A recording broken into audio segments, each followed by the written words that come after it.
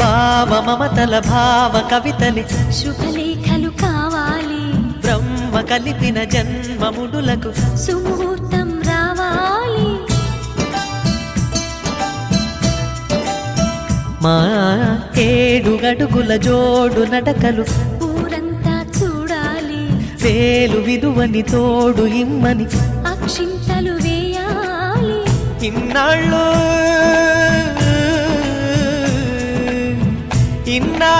ఎదురు చూసే ఆశల రాజ్యంలో రాణిని తీసుకువచ్చే కళకళ కనబడగా గుండె గూటికి పండుగొచ్చింది,